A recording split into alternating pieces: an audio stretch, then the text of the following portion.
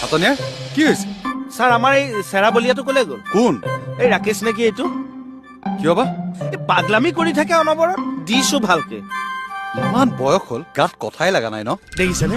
বিয়া পতাহেঁতেন সি এতিয়া ৩-৪টা ল'ৰা ছোৱালী বাপেক হলহেঁতেন। তাৰ গাত কথা লাগিবই হোৱা নাই। হেৰি এইষাৰ কথা মই আপোনাকেই কৈছো। মোৰ ইমান বয়স হোৱা নাইতো। মোৰ লগৰ বহুতে বিয়াই পতা নাই। হ'ব লেকচাৰ বন্ধ কৰক, ভিতৰলৈ আহক, মোৰ লগত কাম আছে। ছাৰৰো মানে অনবৰত কাম কাম কাম আৰু দেখিলে খালি কামলৈ মাতি থাকিব। মাতিলেই নহয়, এতিয়া মাতকচোন। মাতিলেও নাযাওঁ, যি কৰে কৰি থাক। হাতনিয়াৰ গৈছো ছাৰ।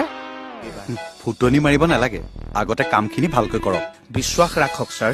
আৰু ছাৰ এটা ভুল নকৰিব এতিয়া, যে এইজন আগৰ কৃষ্ণ কমল খাটনীয়া। মানে এতিয়া দিল্লী ফেৰত কৃষ্ণ কমল খাটনীয়াৰ। মুখেৰে কৈ থাকিলে নহয়, প্ৰমাণ কৰি দেখুৱাওক।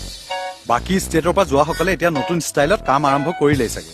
আপুনি কি ঘোঁৰা ঘাঁহ কাটি আছে? এনেই আপোনাৰ নামটো মই ৰিকমেণ্ড কৰিলো। তেনেকেনো কিয় কৈছে ছাৰ? বাকী ষ্টেটৰ পুলিচতকে তাত মোৰ ৰেকৰ্ড ভালহে। আপুনি লাগিলে সোধকচোন। কেম্প ফায়াৰৰ দিনা আমাৰ পাৰ্টি হৈছিলতো।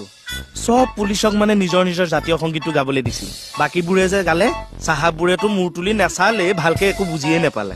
হয় নেকি? কাৰণ সিহঁতে নিজৰ নিজৰ ভাষাত গাইছে, তাততো হিন্দীহে বুজি পায়। কিন্তু মই যেতিয়া ধৰিলো ছাৰ, চবেই চাগে থৰ লাগি আপোনালৈ চাই আছিল। চাইহে আছে নে?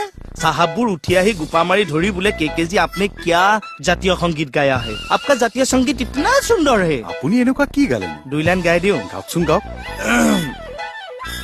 ओ मेरा अपना देश, ओ मेरा चिकना देश, देख लो एक बार मुँह है तुहार, ख्वाहिश मेरी भरा नहीं है। কি গাইছে এডাল আপুনি? জাতীয় সংগীত। জাতীয় সংগীত হবলা হিন্দীত গায়? নহলে বুজি নেপায়। আপুনি চাগে প্ৰথম অসমীয়া যি জাতীয় সংগীত হিন্দীত গাই আহিছে। ৰেকৰ্ড কৰিলো। ধ্বংস কৰি থৈ আহিছে, ডুবাই থৈ আহিছে। তেওঁলোকে দেখোন ভালে পাইছে। যাওক বুলি কৈছো না আপুনি? যাওক কামত ধৰক। কিয় পঠিয়াইছিলো এই মানুহটোক মই?